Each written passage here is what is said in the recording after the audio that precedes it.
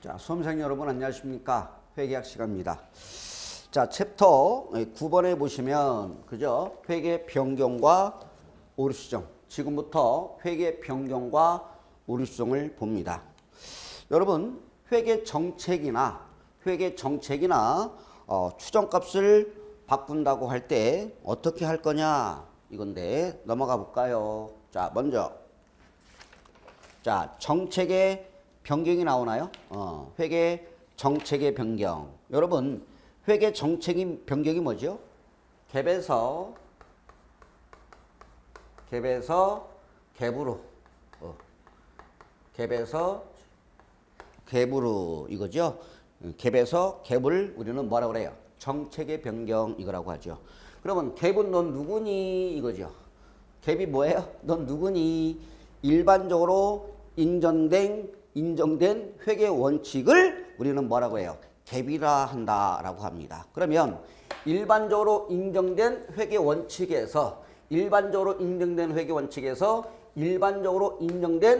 회계 원칙으로 변경한 거예요. 바꾼 거예요. 그럼 이건 회계 정책의 변경이라고 그래요. 그러면 넌갭에서 갭으로 바꿨다. 이건 뭐죠? 일반적으로 인정되지 않는 회계 원칙에서 일반적으로 인정된 회계 원칙으로 변경한 것은 이건 뭐예요? 이건 기준 2배잖아요. 얘는 뭘로 봐요? 오류 수정으로 보겠죠. 그러니까 결론, 일반적으로 인정된 회계 원칙에서 일반적으로 인정된 회계 원칙으로 바꾼 것을 우리는 뭐라고 그래요? 정책의 변경이라고 합니다. 참고로 보시면 되겠고요. 그러면 언제 허용해 주겠느냐 이거지. 언제 허용해 주는 거야? 두 가지가 있습니다. 첫 번째, 한국재택국제회계기준에서 회계 정책의 변경을 요구하는 경우. 여러분, 기준에서 까라면 까는 거예요. 기준에서 변경 안 하면 변경하면 돼요. 자, 두 번째, 회계 정책의 변경을 반영한 재무제표가 거래, 기타 사건 또는 상황이 재무상태, 재무성과 또는 현금 흐름에 미치는 영향에 대하여 보다 신뢰성 있고 더 목적 적합한 정보를 야기시킨다면 그때는 바꾸래요. 됐나요? 참고로 보시면 되겠습니다. 그러면 첫 번째 들어갑니다. 첫 번째, 정책의 변경 나왔나요? 얘는 뭐예요? 굉장히 심각한 거예요. 지금까지는 원가로 평가했는데요. 뭘로 평가하래요? 공정가치로 평가하겠대요. 처음부터 그랬던 것처럼 처음부터 재무제표를 다 뜯어 고쳐야 돼요. 그죠? 왜요? 얘를 변경할 수 있냐면 둘 다 뭐 하기 때문에 둘 다 뭐예요? 둘 다 하나를 선임선출법, 가중평균법 둘 다 선택할 수 있기 때문에 선임선출법에서 가중평균법으로 변경됐다. 또는 유형자산의 재평가 모형에서 원가 모형에서 재평가 모형으로 또는 원가 모형에서 공정가치로 변경했다면 이건 무슨 변경으로 봐요? 회계 정책의 변경으로 봅니다. 굉장히 심각한 거죠. 이해돼요? 둘 중 하나를 선택할 수 있기 때문에 왔다 갔다 할 수 있다는 얘기죠. 가중평균법에서 선임선출법으로, 그죠? 재평가 모형에서 원가 모형으로, 공정가치 모형에서 원가 모형. 이것은 무슨 변경이다? 회계 정책의 변경이다. 참고로 보시면 되겠고요. 자, 넘어가 보시면 회계 정책의 변경에 해당하지 않는 거 두 가지가 나왔네요. 우리 시험에 한번 출제가 됐습니다. 과거에 발생한 거래와 뭐예요? 실질이 다른 거래. 과거에 발생한 거래와 실질이 다른 거래. 과거에 있었던 사건하고 실질이 다른 거래가 생긴 거예요. 생판 새로 도입한 거예요. 이러한 경우에는 회계 정책을 적용하는 경우에는 회계 정책의 변경에 해당하지 않습니다. 이거 우리 시험에 한번 출제됐고요. 과거에 발생하지 않았거나, 그죠? 발생하였다도 중요하지 않았던 거래 또는 기타 사건 상황에 대하여 새로운 정책을 적용하는 경우에는 회계 정책의 변경에 해당하지 않는다. 교재 141쪽에 나와 있습니다. 이때 그러면 회계 변경의 회계 처리는 어떻게 할 거냐 이거죠. 자, 첫 번째 무슨 변경이죠? 정책의 변경. 무슨 변경? 정책의 변경은 일단 소급 적용합니다. 뭐 적용하라고요? 소급 적용. 무슨 적용? 소급 적용. 자, 보세요. 10년 동안에 선입선출법으로 해왔다가 야야야 앞으로 평균법으로 바꿔 다 죽었죠. 그럼 뭐라 그래요? 10년 전 거 다 계산해야 돼요. 그럼 뭐라 그래요? 야 작년까지는 어떻게 해보겠는데 10년 거는 무리다 이거죠. 그러면 작년까지는 할 수 있겠어요? 물어보죠. 작년까지는 할 수 있겠어? 할 수 있어요. 그러면 작년부터 해. 그러니까 원칙적으로는 소급 적용합니다. 그러나 예외적으로 무슨 법을 인정합니까? 전진법. 예외적으로 전진법을 처리합니다. 10년 거 다 할 수 있겠어? 물어봤어요. 소급 적용할 수 있겠니? 그러니까 근데 못하겠어요.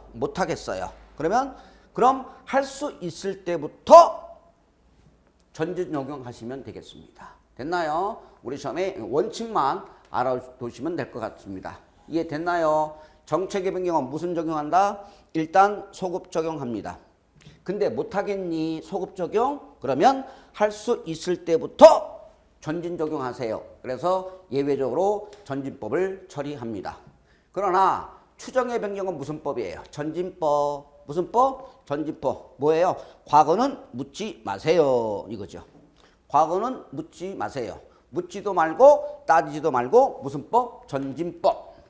추정의 변경은 전진법. 그러나 예외는 없습니다. 됐나요? 요거만 눈길 한번 주세요. 정책의 변경은 소급 적용한다. 처음부터 그랬던 것처럼 처음부터 재무제표를 다 뜯어 고쳐야 돼요. 죽었죠? 오케이. 그러나 추정의 변경이 일어났을 처음부터 소급 적용하는 건 정책이고요. 전진법, 변경이 일어났을 처음부터 과거는 묻지 않겠습니다. 그죠? 과거는 묻지 않을게요. 이해돼요? 묻지도 말고 변경이 일어났을 처음부터 전진 적용하는 게 추정의 변경입니다. 그러면 시험 문제는 뭐가 나올까요? 추정의 변경 시 전진법에 대한 회계 처리가 시험에 계산 문제로 출제됩니다. 됐나요? 이런 법이 생겼어요. 어떤 법이 생겼느냐 보세요. 자, 이날 앞으로 성형수술하면 사형시키겠다. 이런 법이 생겼으면 잔인하다. 그러면 저는 이때 했는데요. 무슨 적용하래요? 소급 적용. 너도 사형. 그죠? 그러니까 처음부터 그랬던 것처럼 처음부터 재무제표를 다 뜯어 고쳐야 돼요. 그러나 전진법은 뭐죠? 야야야. 변경이 일어나기 전부터 앞으로 너는 성형수술하면 뭐 시키겠다? 사형시키겠다. 전진법하고 소급법의 개념은 아실 걸로 믿습니다.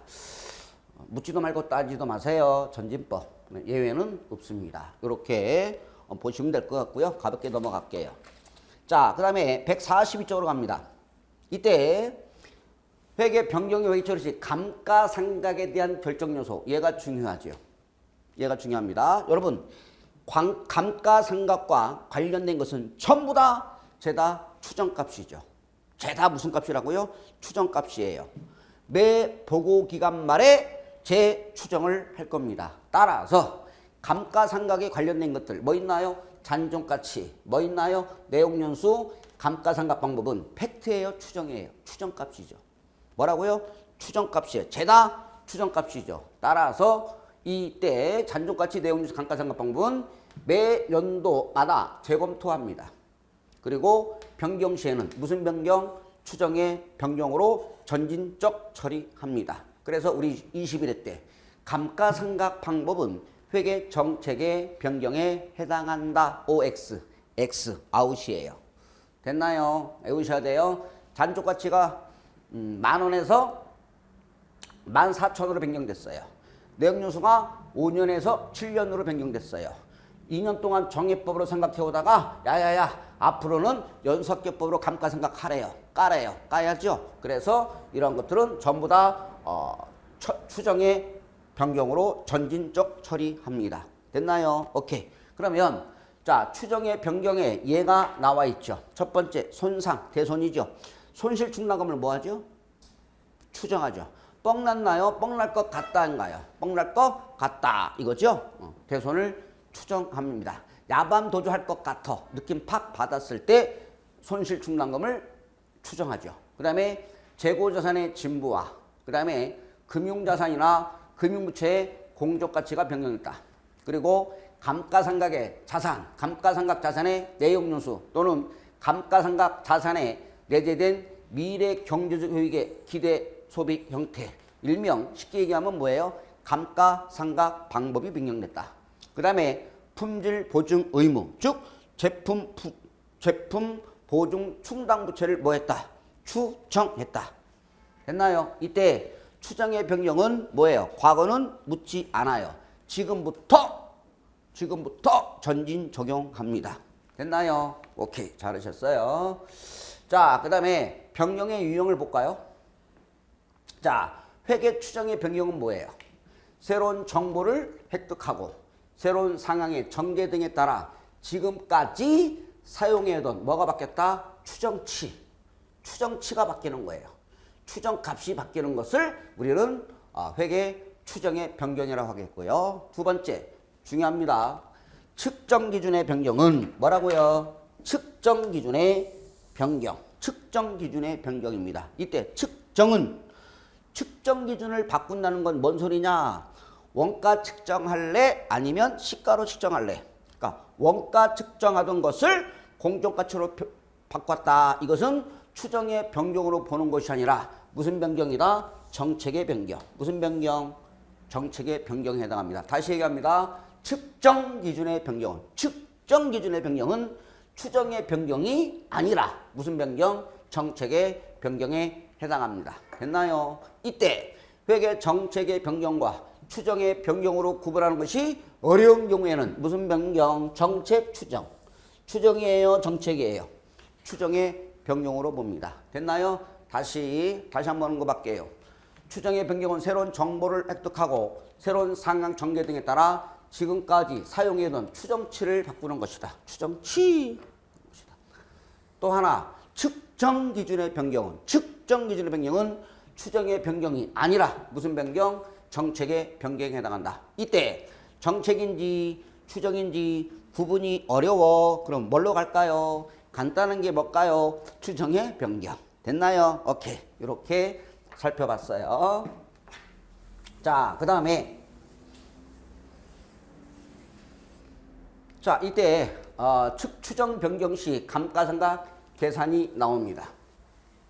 제가 왜 이 판때기를 깔아놨냐면 이건 변경 전이죠. 변경 후입니다. 취득원가가 주어질 거고요. 잔존가치가 주어질 거고요. 내역연수가 주어질 거고요. 그러면 요거 계산하면 뭐 정액법에 의한 또는 연수학기법에 의한 감가상각비가 나오겠죠. 그럼 변경 후죠. 그러면 추정의 변경은 무슨 법이에요? 전진법. 그러면 2년 동안에 정액법으로 생각해 오다가 야야야 내역연수가 총 몇 년인데 내역연수가 5년인데 2년 동안에 정액법으로 생각해 오다가 2년 동안 정액법으로 생각해 오다가 정액법이에요. 야야야 국제유기인에서 뭘로 바꾸래요? 연수학기법으로 바꾸래요. 이게 돼요? 오케이. 요거죠. 2년 동안 정액법으로 생각했었어요. 과거는 묻지 마세요. 용서해 줄게요. 그러면 앞으로 변경이 일어날 시점부터 연수학기법으로 전진 적용하시면 되겠습니다. 됐나요? 그럼 변경 후에 장부금액이 나오겠죠. 그리고 잔존가치가 바뀔 수 있거든요. 또 내역연수가 2년이 증가할 수도 있고, 그죠? 변경이 일어날 수 있겠고요. 그러면 이때 변경 후에 뭘 물어봅니까? 감가상각비를 물어볼 수 있겠고요. 또는 무슨 금액을 물어볼 수 있겠죠? 장부 금액을 물어볼 수가 있겠습니다. 됐나요? 그러면 그냥 넘어가기가 서운섭섭한가요? 서운섭섭해요? 그럼 문제를 같이 한번 기출문제를 통해서 문제를 한번 풀어보도록 하겠습니다. 자, 볼게요. 자, 20일에 기출문제를 한번 풀어볼게요. 한 문제만. 자, 보세요. 제가 문제를 가져왔거든요. 가져왔어요. 자, 보세요. 변경 전이 있고요. 오케이. 변경 후입니다. 자, 취득 원가가 얼마에 취득했냐면, 취득 원가는 얼마에 취득했냐면 50만 원에 취득했습니다. 취득 원가 50만 원. 이때 잔존가치는 얼마냐? 잔존가치는 5만 원입니다. 내용연수는 몇 년이냐면 내용연수는 5년 쓸 거래요. 이렇게 하고 찍습니다. 이렇게 되겠습니다. 됐나요? 오케이. 그런데 여러분 취득했을 때 연수학계법으로 감가상각을 해왔다고 합니다. 무슨 학계법? 연수학계법. 그런데 X2년도에 초에 X1년 지나서 X2년도 초에 정액법으로 바꿔 이거죠. 이게 돼요. 그러면 내용연수가 5년을 추정했거든요. 그런데 X1년도에 무슨 법으로 사용하다가 1년 동안에 연수학계법으로 삼각해오다가 앞으로 자녀 내용연수는 앞으로는 뭘로 적용하래요? 정액법으로 하라고 합니다. 그러면 자 암산해 볼까요? 자 취득원가 50만 원에서 잔존가치 5만 원 빼니까 45만 원이죠. 그죠? 45만 원 곱하기 연수학계법이니까 연수학계 몇이죠? 15가 되겠죠. 1, 2, 3, 4, 5에 15분의 5가 되겠죠. 왜? 1년 동안 연수학계법을 사용했으니까 5 떨고 4 떨고 3 떨고 2 떨고 1 떨어야 되니까 1차 연도는 5년이니까 15분의 5. 그러면 3분의 1이니까 얼마 상각했나요? 15만 원 상각했겠죠. 감가상각비. 너 뭐 해주겠다? 너는 인정해줄게 이거서 그래서 15만 원을 여기서 까야죠. 만약에 여러분 2년을 썼어요. 연수학계법을 2년을 썼다 그러면 5 플러스 4. 1차는 5 떨고요. 2차는 4 떠니까 15분의 9가 되겠죠. 맞나요? 2년을 연수학계법으로 사용했다면. 그런데 여기서는 1년을 연수학계법으로 사용했으니까 15분의 5가 되겠죠. 그러면 15만 원 인정해야 되겠지. 그러면 새로운 장부는 얼마 남을까요? 50만 원, 35만 원 빼니까 변경후 장부는 얼마? 35만 원 되겠죠. 됐나요? 그런데 잔존가치가 5만 원 있었었는데 얼마로 잔존가치가 변경됐냐면 2만 원입니다. 얼마? 2만 원 되겠죠? 됐나요? 오케이. 그러면 이때 내용연수는 5년이었었어요. 그러면 여러분 보세요. 5년이었으면 몇 년 남았나요? 4년 남았죠. 그런데 이때 내용연수를 재추정해 봤더니 잔존 내용연수가 3년이라고 합니다. 몇 년? 3년 이거죠. 그러면 결론.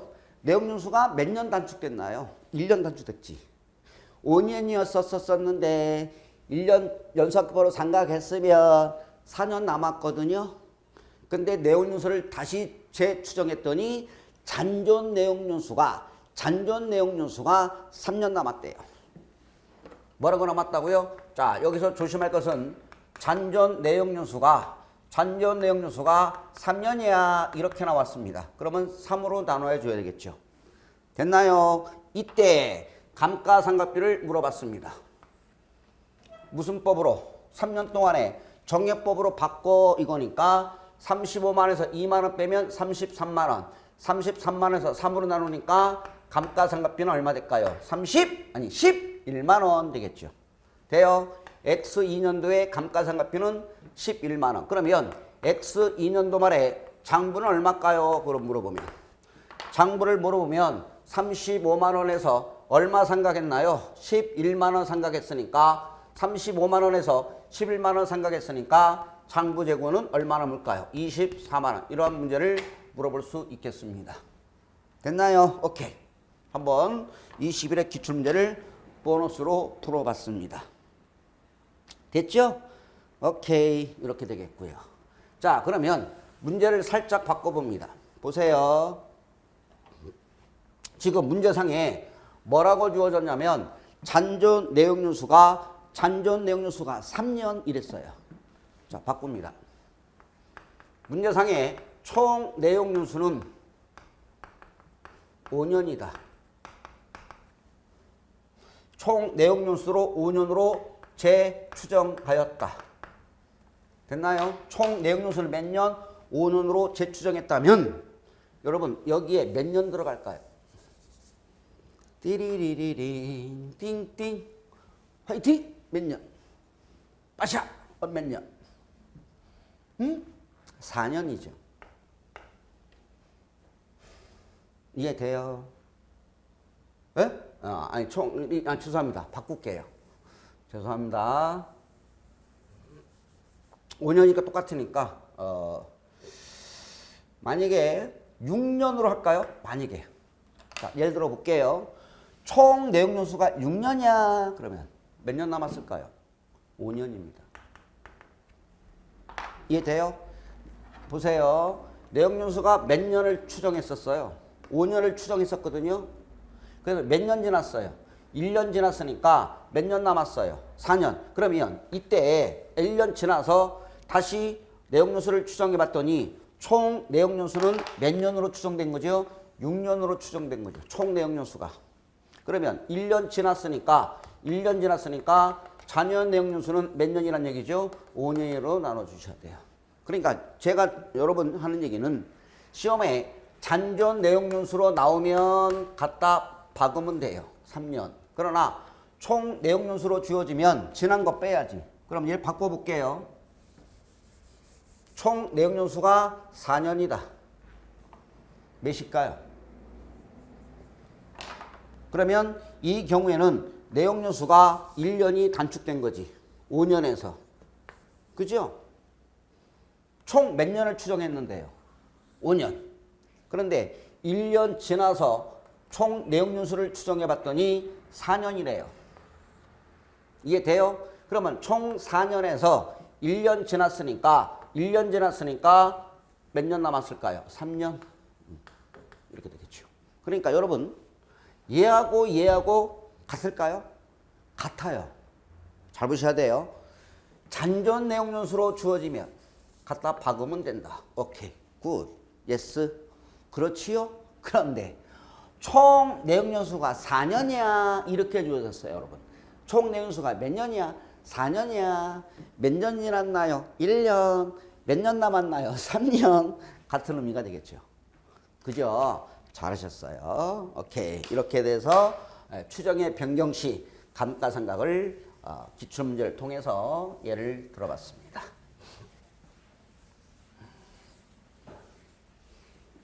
자, 됐나요? 오케이.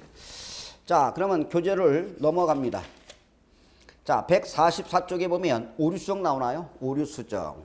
오류를 수정해요. 이거지. 그러면 오류 수정도 뭐냐? 소급 적용합니다. 무슨 적용? 소급 적용입니다.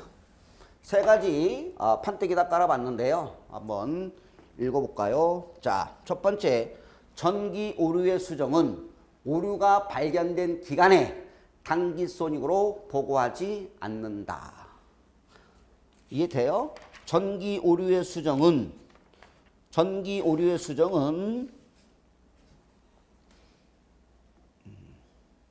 오류가 발견된 기간에 단기손익으로 인식하지 않는다. 이거죠.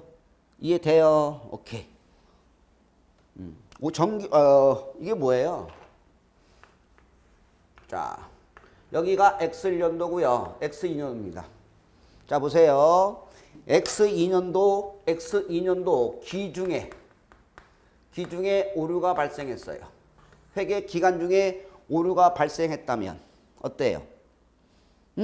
기중에 회계 처리가 잘못됐어요. 그러면 기말에 가서 수정을 하면 돼요. 그죠? 오케이. 당해 거를 당해 고치면 어때요? 이익여금을 건들지 않겠죠. 그런데 보세요. 자, X1년도에 오류가 발생했어요.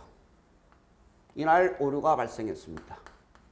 X1년도에 오류가 발생했어요. X1년도에 뭐가 잘못했어? 이거지. 이거를 언제 발견했느냐면 X2년도에 발견했다. 이때 발견했다. 이해돼요? 전기에 발생한 오류를 단기에 발생했죠. 이죠? 언제 오류가 발생했어요? 전기에 발생한 오류를 단기에 발견했다. 이거를 뭐라고 그래요? 오류 수정이라고 합니다. 그럼 뭐가 달라질까요, 여러분? 2월 이익여금이 달라지겠죠. 그럼 계산 문제는 나올 리는 없겠고요. 어쨌든 전기에 발생한 오류를 단기에 발견된 기간에 단기손익으로 보고하지 않는다. 이렇게 되겠고요. 그 다음에 2번입니다. 우발 상황. 결과에 따라 인식되는 손익은 오류 수정에 해당한다, 해당하지 않는다. 해당하지 않는다. 여러분, 우발 상황에 대해서는 손익을 인식하지 않습니다. 여러분, 우발 자산 또는 우발 부채는 손익으로 인식해요, 안 해요? 안 해요. 재무제표에 인식하지 않아요. 됐나요? 세 번째, 자산으로 처리할 항목을 비용으로 처리한 것은 뭐다? 오류에 해당합니다. 됐나요? 오케이. 참고로 보시면 되겠습니다. 됐죠? 오케이. 여러분, 오류가 나오면 시험이 어려워져요. 아까 우리 앞에서 배운 거 뭐 있었어요? 변경 있었죠. 그죠? 변경. 정책의 변경이 있었고 뭐가 있었어요? 추정의 변경. 추정의 변경은 무슨 법을 사용해요? 전진법은 뭐예요? 변경된 내용을 가지고 변경이 일어난 시점부터 만약에 2년 동안 정액법으로 하다가 X3년도에 연속기법으로 바꿔 그러면 X3년도부터 새 출발하면 되죠. 새 출발하면 돼요. 변경이 일어난 시점부터 새 출발하면 돼요. 그러나 이 오류가 나오면 굉장히 어렵게 다양하게 문제를 응용해서 내버리면 굉장히 어려울 수 있습니다. 그러면 오류에도 두 가지가 있죠, 여러분. 자동 조정 쪽 오류가 있고요. 비자동이 있죠. 자동은 뭐예요? 몇 회계 기간이 지나면, 이 회계 기간이 지나면 오류가 자동적으로 수정이 돼요. 가만히 놔두면 일정 기간, 몇 년이 지나면, 1년이 지나면 오류가 자동적으로 수정이 돼요. 그러니까 수정을 하지 않더라도 1년을 꾹 참아요. 1년 버텨. 올해 못 본 척하면 돼. 1년 동안 못 본 척하면 그럼 자동적으로 오류가 수정이 돼요. 이해돼요? 오케이. 무슨 말인지 이해가요? 보세요. 이 회계 기간이에요. 자, 여기가 이익이 100원이 과대됐다. X년도는 이익이 뭐가 됐다? 과대. 못 본 척한다. 1년만 꾹 기다리고 있으면 못 본 척해요. 1년만 꾹 참으면 어떻게 해요? 그 다음에는 100원이 마이너스가 나겠죠. 그러니까 한 해는 뭐예요? 이익이 100원. 수정하지 않더라도 1년만 꾹 참고 있으면 못 본 척하면 모른 척해. 그러면 1년만 기다리면 오류가 자동적으로 조정이 돼요. 그러면 이 회계기간을 쳐서 한 1년은 그죠? 한 회계기간은 플러스 그 다음 년이 되면 마이너스 100원. 그래서 오류가 자동적으로 상쇄되는 오류를 우리는 뭐라고 그래요? 자동 이겁니다. 그럼 자동의 반대가 뭐죠? 수동이 아니라 비자동. 비자동은 어때요? 수정을 안 하면 오류가 계속 가요. 그러면 시험에는 뭐가 나오느냐? 자동에서 시험에 출제가 됩니다. 그러면 자, 자동을 한번 깔아봤는데 자, 오류가 발생한 연도 이걸 뭐라고 그래요? 당기, 당행기. 오류가 발생한 다음 연도를 뭐라고 그래요? 우리는 차기라고 하죠. 그러면 볼게요. 자, 오류가 발생한 연도에 이익이 뭐가 돼요? 과대 계상돼요. 그러면 1년만 꾹 참고 모른 척한다.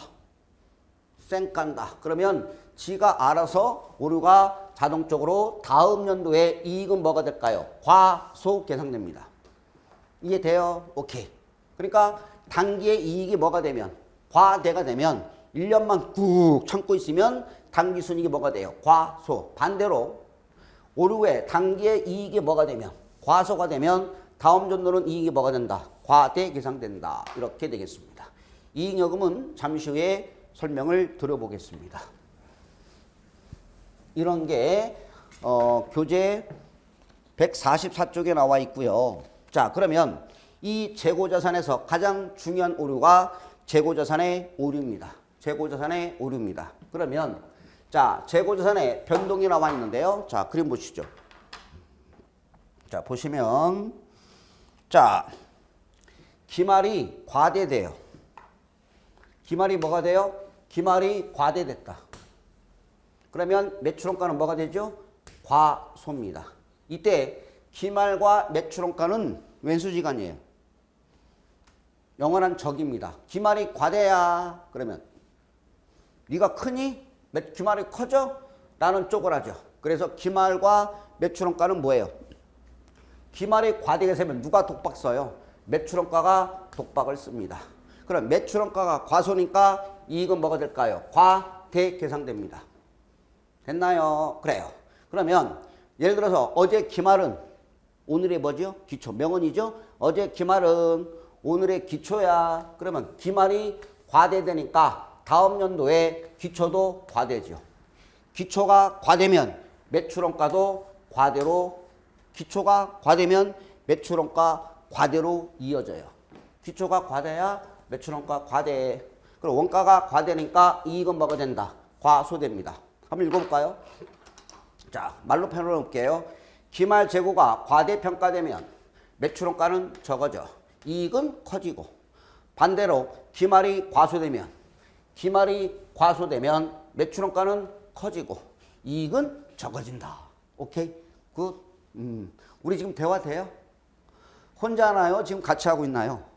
같이 하는 거죠? 오케이. 자, 그러면 자, 자동의 대표적인 거를 한번 이거를 봤어요. 기말과 매출원가는 뭐예요? 기말이 과되면 누가 독박 써요? 매출원가가 독박을 씁니다. 원가가 작아지니까 이익은 커져요. 그러면 어제 기말이 오늘의 뭐예요? 기초. 기초가 과대되면 매출원가 과대로 이어져요. 원가가 과대니까 이익은 뭐예요? 작아져요. 쪼그라져요. 됐나요? 여기까지 하겠고요. 그러면 잠시 쉬었다가 시간이 됐으니까 재고자산의 오류를 통해서 문제를 한번 연습해 보도록 하겠습니다. 아셨죠? 그래, 잠시만 기다리시면 감사하겠습니다. 여러분 고생하셨습니다. 감사합니다.